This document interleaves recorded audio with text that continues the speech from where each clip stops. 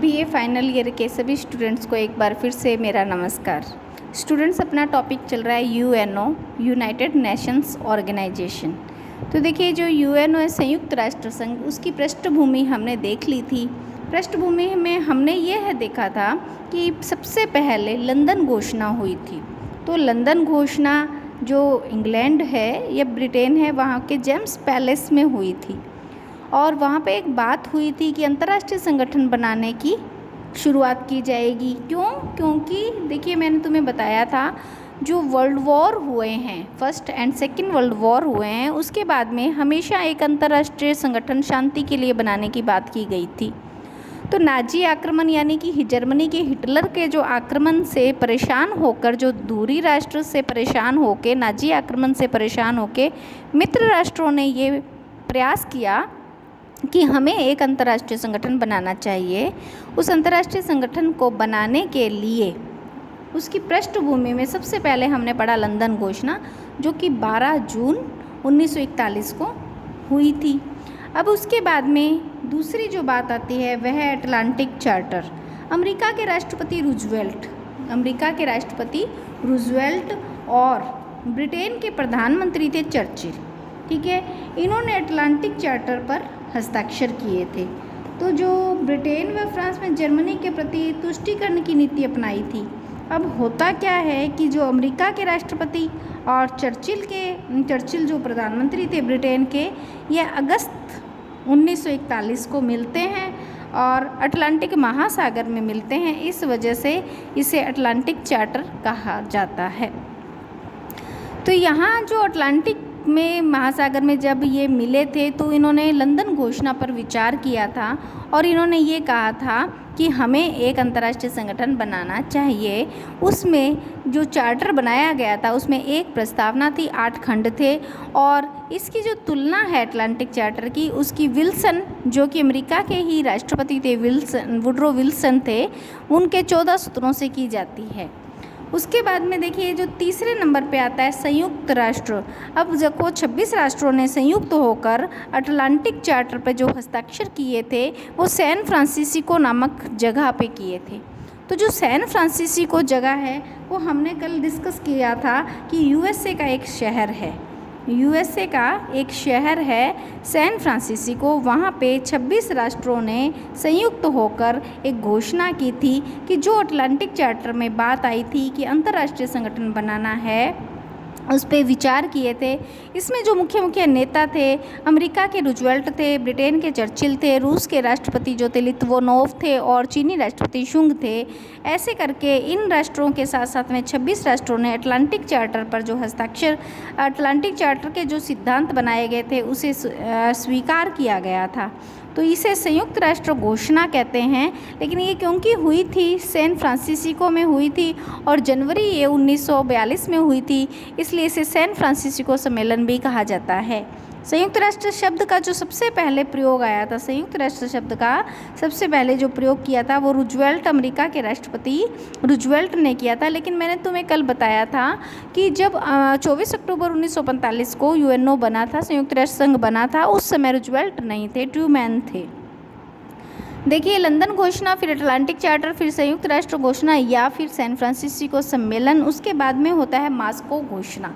तो मास्को घोषणा जो है वो 30 अक्टूबर 1943 को हुई थी। इसमें सभी राष्ट्रों के राष्ट्राध्यक्ष नहीं बल्कि विदेश मंत्री मिले थे।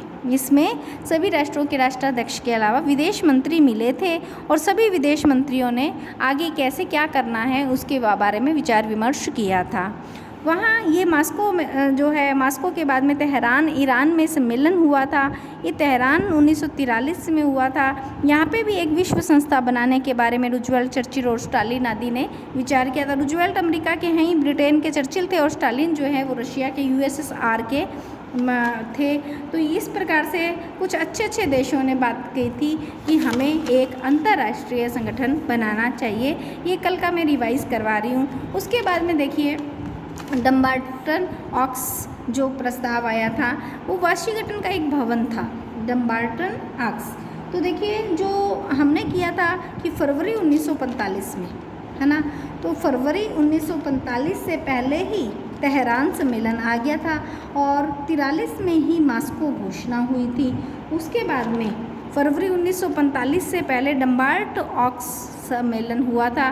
डम्बार्ट वाशिंगटन का एक भवन था और संयुक्त राष्ट्र इसमें नाम जो पहले 42 में रख दिया गया था उस पर सहमति बनाई गई थी और यह सैन फ्रांसिस्को में 1942 में ये सम्मेलन में यूएनओ संयुक्त राष्ट्र का नाम दे दिया गया था। हमने बात की थी कि रूजवेल्ट ने ये नाम दिया था और इसी में ही यहाँ पे अंगों की बात की गई थी। ये मेन बात है, पूछा जाता है डम्बार्टन ऑक्स सम्मेलन के अंदर मुख्य बात क्या हुई थी। तो डम्बार्टन ऑक्स सम्मेलन के अंदर जो मुख्य निर्णय लिए गए थे वो उसमें अंगों के संबंध में निर्णय लिए गए थे कि वहाँ पे महासभा होगी, एक सुरक्षा परिषद होगी, अंतर्राष्ट्रीय न्यायालय होगा और एक सचिवालय होगा।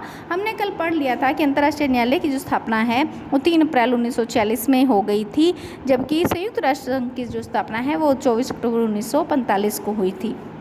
उसके बाद में याल्टा सम्मेलन, देखिए जो फरवरी 1945 का याल्टा सम्मेलन यूएसएसआर के क्रीमिया में हुआ था और यहाँ पे प्रश्न पूछा जाता है कि यूएसएसआर में जो याल्टा है उसमें जो मुख्य निर्णय लिए गए थे वो क्या है। तो उससे में याल्टा में 5 स्थायी सदस्यों की बात की गई थी। ये जो 5 स्थायी सदस्य हैं ये एक तो है America, Britain, France, China, Russia. America, Britain, France, China, Russia ये जो ये हैं राष्ट्र, ये 5 स्थायी राष्ट्रों में आते हैं।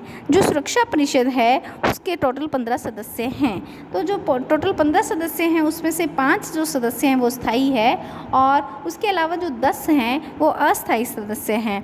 और जो स्थायी सदस्य हैं उसमें अमेरिका, फ्रांस, रसिया, चाइना और ब्रिटेन आते हैं। इसके अलावा जो स्थायी सदस्य हैं उनको वीटो की बात भी याल्टा क्रीमिया में ही कही गई थी। वीटो का अर्थ होता है निषेधाधिकार। वीटो का अर्थ होता है निषेधाधिकार। देखिए सुरक्षा परिषद में मतदान प्रणाली कैसे होगी इस बात का जो विवरण है वो भी याल्टा में किया जाता है।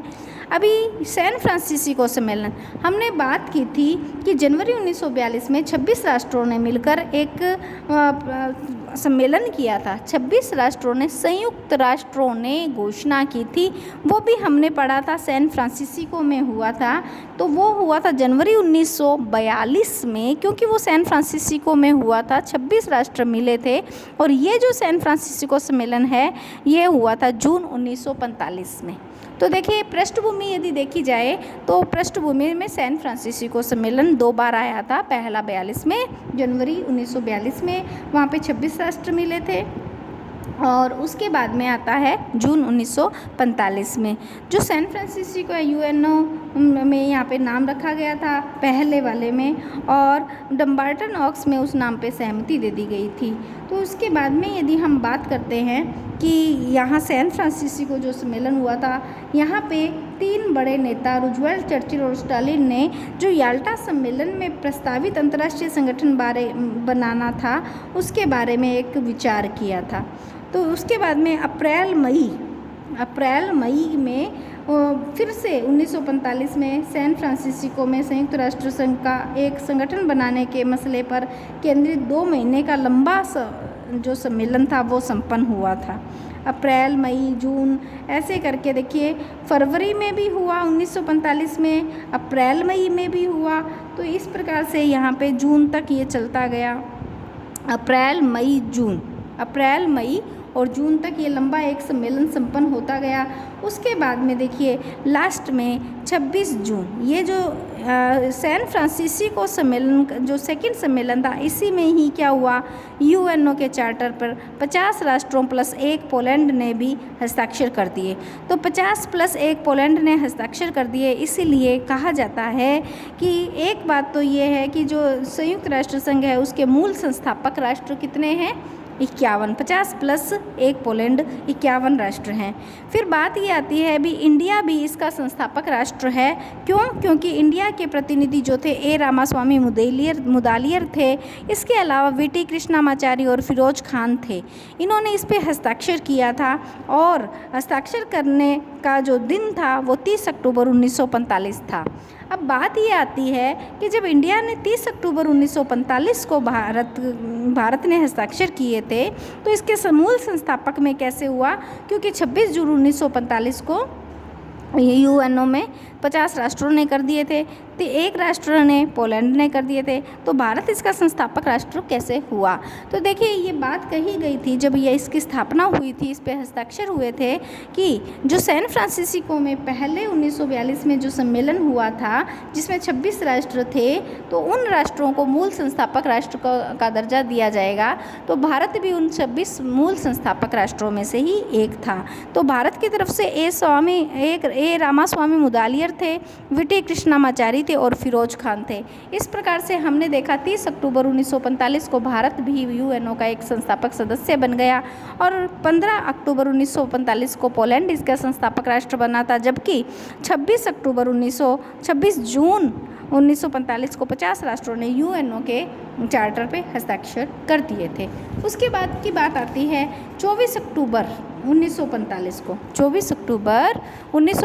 को यूएनओ का उद्भव हो गया और जो यूएनओ दिवस है, संयुक्त राष्ट्र दिवस है, वो 24 अक्टूबर को ही मनाया जाता है। तो देखिए, यूएनओ का उद्भव कब हुआ था? यूएनओ का उद्भव 24 अक्टूबर 1945 को हुआ था। यदि हम बात करते हैं तो 41 में लंदन घोषणा, 12 जून 1941 से लेके सब उसके बारे में बातें होती गई। लंदन घोषणा, सैन फ्रांसिस्को सम्मेलन, याल्टा सम्मेलन और सब ये होने के बाद में एट लास्ट में 24 अक्टूबर 1945 में एक संघ की स्थापना होती है, एक अंतर्राष्ट्रीय संगठन की स्थापना होती है और वह वर्तमान स्वरूप में आ जाता है 24 अक्टूबर 1945। तो 41 से लेके यदि बात करते हैं 12 जून 1941 लंदन घोषणा के बाद में 24 अक्टूबर 1945 तक इसकी पृष्ठभूमि थी जो हमने कर लिए थे। हमने ये भी पढ़ लिया था रूजवेल्ट जिसने कि एक अंतर्राष्ट्रीय संगठन बनाने में बहुत महत्वपूर्ण प्रयत्न किए थे, लेकिन उसके समय में जब वो बन रहा था या बनने का दिन था, उस समय रूजवेल्ट नहीं थे बल्कि ट्रूमैन थे। देखिए, पहले जो सम्मेलन हुआ था वो लंदन के एक हॉल है, वेस्टमिनिस्टर हॉल, उसमें हुआ था। जनवरी 1946 में इसका पहला सम्मेलन हुआ था।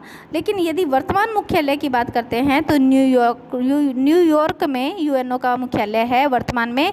इससे पहले जो मुख्यालय था वो पहले लंदन के लेक्सेक्स स्थान पर था और न्यूयॉर्क में हडसन है ये लिखा हुआ, हडसन नदी के किनारे था। देखिए, अब हमने ये बात देख ली है कि यूएनओ की स्थापना हो गई है, भारत भी संयुक्त राष्ट्र संघ में शामिल था। 24 अक्टूबर जो है वो संयुक्त राष्ट्र दिवस के नाम से जाना जाता है। इसके मुख्य सदस्य कितने हैं, ये सारी की सारी बात अपन ने कर ली। अभी देखिए, इसकी पृष्ठभूमि के बाद यदि बात करते हैं तो यहाँ पे यूएनओ में के चार्टर की बात करते हैं, क्योंकि हमने कल बात की थी कि यूएनओ के चार्टर पे 50+1 ने हस्ताक्षर करके टोटल 51 मूल संस्थापक सदस्य थे। तो यहाँ पे एक बात आती है कि इसके यूएनओ के जो चार्टर है उसमें क्या कुछ है। तो यूएनओ के चार्टर में देखिए 19 तो अध्याय है और एक प्रस्तावना है और उसके अलावा और 111 अनुच्छेद हैं और इसमें यदि देखा जाए टोटल तो 10,000 शब्द हैं। तो यहाँ पे हम देखेंगे कि यूएनओ के चार्टर में जो 19 अध्याय हैं उसमें से हम कुछ मुख्य अध्याय की बात करेंगे कि कौन से अध्याय में कौन से अनुच्छेद में क्या कुछ लिखा है। तो हम बहुत डिटेल से तो नहीं करेंगे, लेकिन इतना ज़रूर करेंगे कि एग्ज़ाम टाइम में तुम्हें ये सारे के सारे विषय जो सारे के सारे अध्याय हैं ये याद होने चाहिए। इम्पॉर्टेंट अध्याय हम यहाँ करेंगे। देखिए, 26 जून 1945 को 50 देशों ने सैन फ्रांसिस्को सम्मेलन में क्या किया, यूएसए में जो है यूएन चार्टर पे हस्ताक्षर किए और चार्टर के 24 अक्टूबर 1945 को ये जो चार्टर पे हस्ताक्षर किया था, तो हस्ताक्षर तो किया था 26 जून 1945 को, ठीक है, लेकिन यहाँ पे केवल हस्ताक्षर हुए थे 50+1 राष्ट्रों का और हस्ताक्षर करने के बाद में जो चार्टर जिस पे हस्ताक्षर किए थे तो वो जो चार्टर है वो लागू कब हुआ। प्रश्न पूछ लिया जाता है कि यूएनओ का चार्टर लागू कब हुआ था। तो लागू होने का जो तारीख है वो 24 अक्टूबर 1945 है। यूएनओ चार्टर में टोटल कितने अध्याय हैं, 45 अध्याय हैं, अनुच्छेद 111 हैं। तो देखिए, हम पहले अध्याय की बात करते हैं। यूएनओ के चार्टर में कितने अध्याय हैं, तो 19 अध्याय हैं, लेकिन उसके पहले अध्याय की बात करते हैं। यूएनओ के चार्टर के पहले अध्याय के अनुच्छेद 1 में, अनुच्छेद 1 की यदि बात करते हैं तो इसमें यूएनओ के उद्देश्य हैं, यूएनओ के उद्देश्य हैं, पर्पज़ हैं। तो अनुच्छेद 1 अध्याय 1 में यूएनओ का पर्पज़ है और अध्याय 1 के अनुच्छेद 2 में यूएनओ के प्रिंसिपल हैं। ठीक है, तो यहाँ पे यूएनओ के सिद्धांत हैं, सिद्धांत। तो यहाँ पे इसके उद्देश्य हैं अनुच्छेद 1 में, और अनुच्छेद 2 में इसके प्रिंसिपल्स हैं, सिद्धांत हैं। देखिए इसके अध्याय 2 में सदस्यता है, सदस्यता मेंबरशिप है। तो इसमें अनुच्छेद जो हैं वो 3 से लेके 6 तक हैं। 3 से 6 तक यहाँ पे सदस्यता के मापदंड दिए हैं कि कौन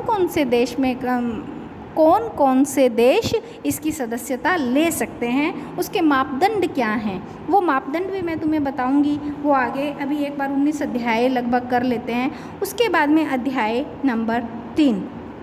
तो यहाँ पे यूएनओ के अंग से संबंधित प्रावधान है, ये 7 से लेके 8 तक के अनुच्छेद इसके अंतर्गत आते हैं। अध्याय 4 की बात करते हैं तो देखिए जो यूएनओ है उसके 6 अंग हैं, ठीक है। लेकिन यदि कार्य करने की बात आती है तो यूएनओ के कार्य जो करते हैं वो 5 अंग करते हैं, क्योंकि ट्रस्टीशिप काउंसिल या न्यास परिषद जो अभी कार्य रूप में नहीं है। तो इस प्रकार से देखिए जो चौथा अध्याय है उसमें अनुच्छेद 9 से लेके 22 तक है। अनुच्छेद चौथा अध्याय अनुच्छेद 9 से 22 तक है, इसमें है जनरल असेंबली, ठीक है। तो जो जनरल असेंबली है उसमें 9 से लेके 22 तक का है। तो जनरल असेंबली यानी कि महासभा। अब यूएनओ का एक अंग है महासभा। इस महासभा के बारे में अनुच्छेद 9 से लेके 22 तक लिखा गया है और अध्याय 4 में बताया गया है।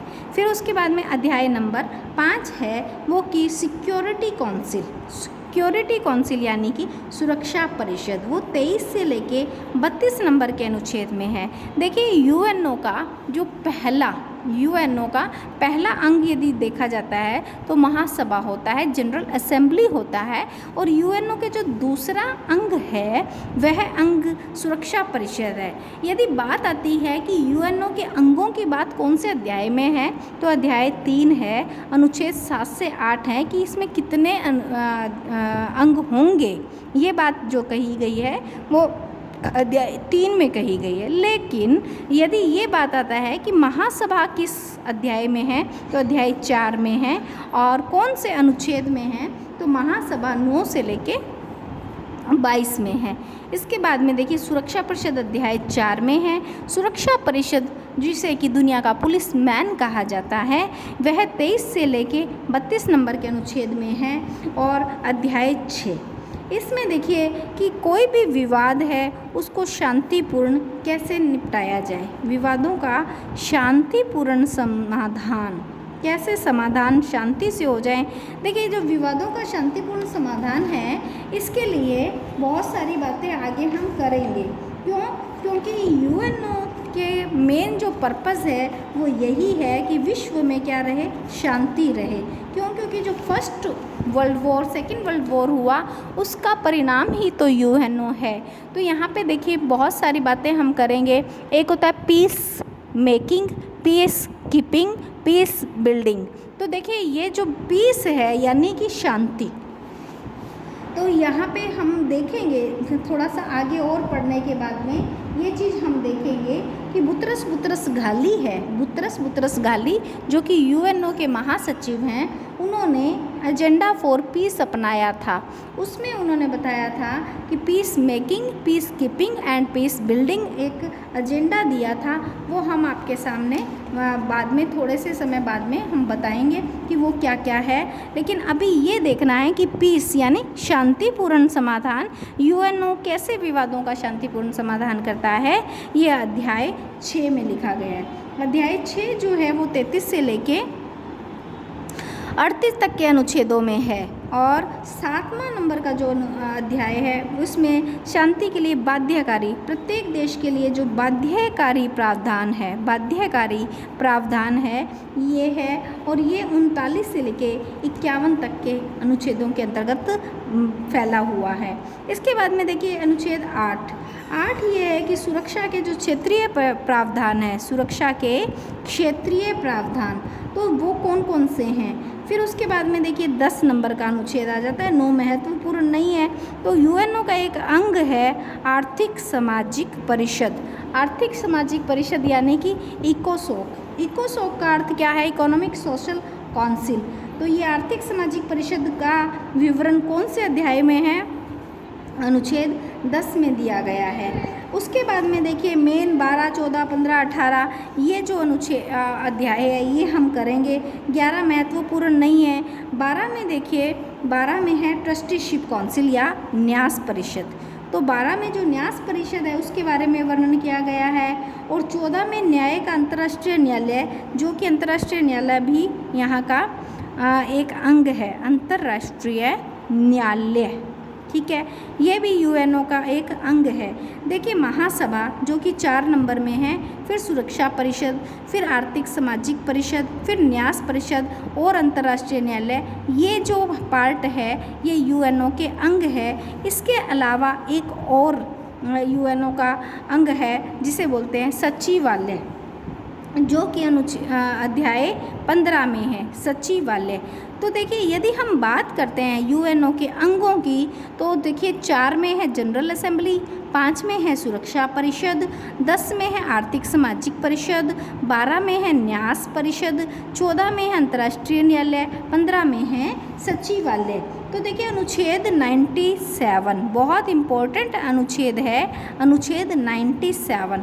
तो ये जो 97 नंबर का अनुच्छेद है ये महासचिव व उसके चुनाव की प्रक्रिया है। इसके अंदर 2 बातें हैं, एक तो है महासचिव, एक तो इसके अंतर्गत आता है महासचिव और एक आता है इसकी चुनाव प्रक्रिया, महासचिव की ही चुनाव प्रक्रिया।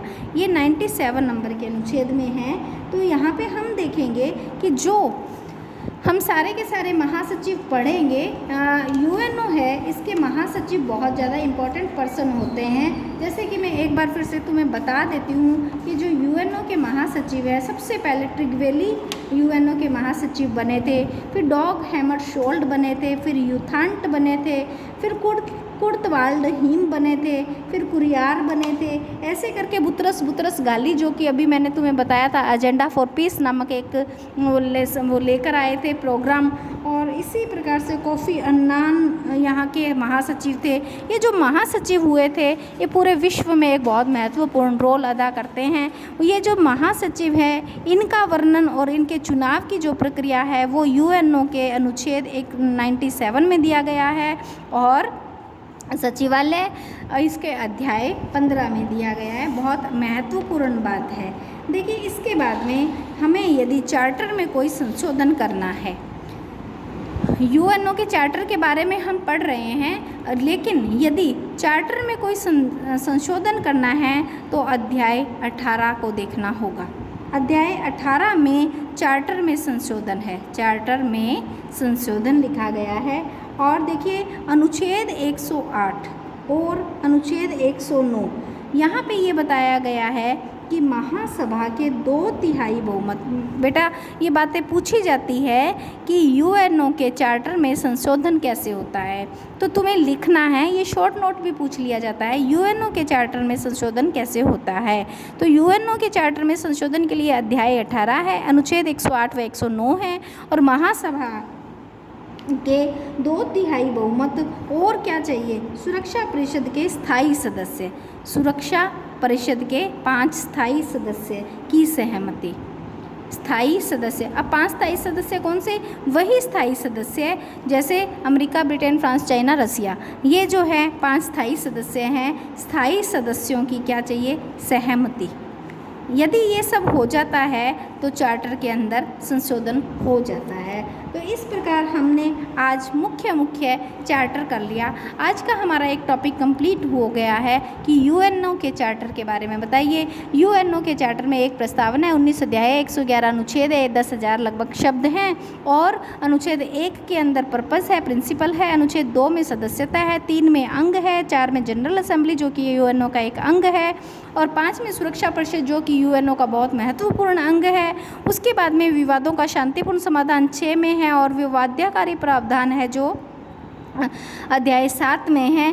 और सुरक्षा के जो क्षेत्रीय आधार है वो 8 में है। आर्थिक सामाजिक परिषद यूएनओ का अगला अंग है वो 10 में है।